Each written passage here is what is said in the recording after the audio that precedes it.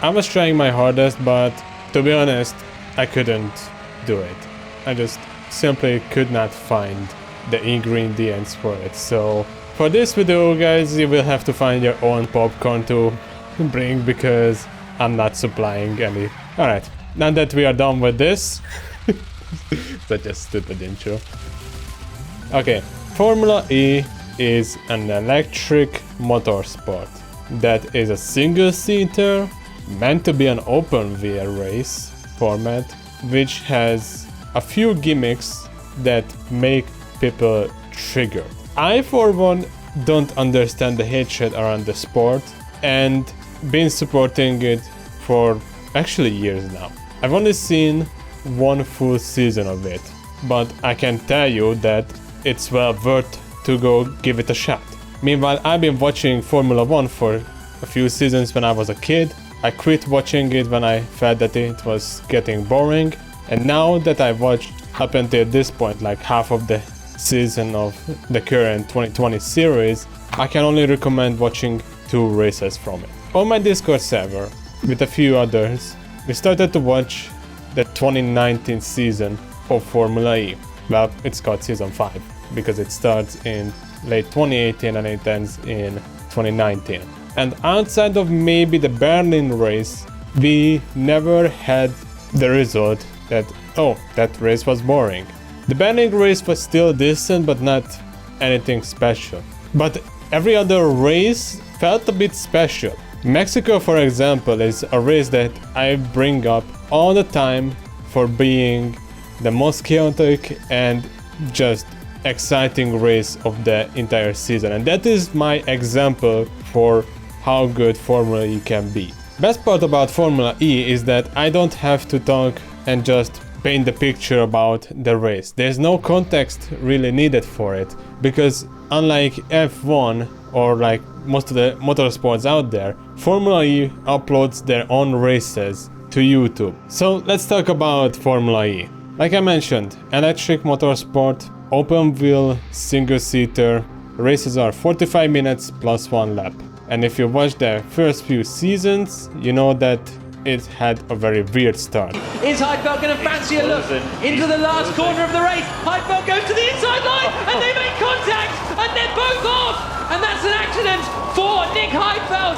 He has gone off the circuit. The two of them come together in the final corner, which means Lucas de Grassi is going to take victory in the FIA Formula E race here in Beijing. Most people seem to care about the so-called attack mode and the fan boost. Fan boost is a small version of the attack mode. A few drivers get pre-selected by the fans and they will have the option to get more power to the cars for a few seconds. They can only activate this so-called fan boost in the second half of the race. Meanwhile, attack mode gives a certain amount of power to the cars, has to be used 2 times in the race. It is a mandatory requirement for everyone to complete the race, and it is genuinely a line that's not the optimal line for a corner or for a straight.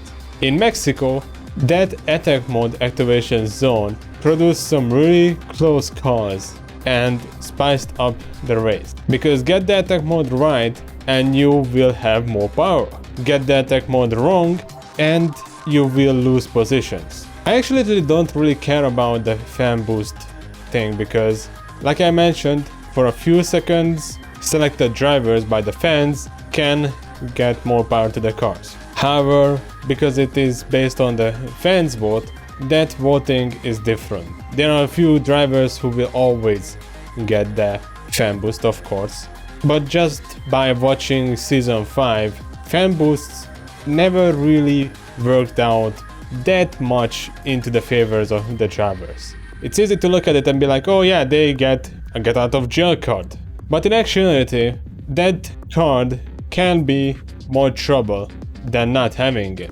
You will have to use it, and while you use it, your energy consumption also raises for that few seconds, which in the second half of the race is one move that you don't really want to do. In the second half of the race is where, I almost said fuel consumption, battery consumption comes really close to be a danger. So timing the fan boost right is a tricky task. One thing, however, that nobody seems to mention is the qualifying session.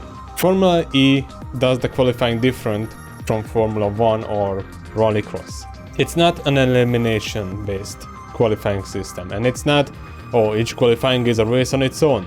The way Formula E does the qualifying is that based on the current standings or last year's finishing positions in the championship, the drivers are put into different categories or like groups. And the fastest group starts the qualifying session, and then the slowest drivers are the ones who leave the pits last. Because the drivers who are starting the qualifying session, they are going out on to a track that's not in the perfect condition, things change up a lot to the end of the qualifying session. Compared to F1, where Mercedes can just go out, do one lap and then never touch the track up until the final few minutes, this is a welcome change in my opinion. There are 4 seconds, 3, 2 and 1, and I don't think they've made it. Come on, guys. They've not made it. So, what about the tracks? Now this is one part that I somewhat agree on. Formula E has some great talent when it comes to the drivers. Formula E has interesting scenarios. Their cars are interesting in my opinion. The way the races and the qualifying sessions are handled are interesting as well. But I'm not a fan of the circuits. I like some of the circuits, but mainly because they are just different versions of the circuits that I see in Formula 1 or in other sports. But some of the road circuits are a bit of a stretch for me. My main problem with the circuits is that they are simply way too tight. Now I understand that the main reason for these circuits to be mainly public roads is that the message of Formula E is that we are bringing the race to the people. They basically race at roads and at places where other motorsports would not. But this is also a problem in my opinion. Because of that, the circuits can be interesting from a viewer perspective, but once you try to race in a simulator, for example, you will understand if someone is not a fan of the circuit. Monaco is Monaco. We learned that from Formula 1. It's still Monaco. It's still pretty tight. Overtaking is not that common.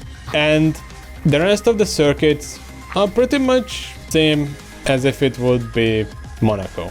There are a few circuits there which are different from that, but honestly I would like some more variety. That said, my opinion about Formula E has not changed yet. The races are fun to watch, they are different enough from any other sport to be interesting on its own, and at the end of the day everyone can enjoy them. So why aren't we?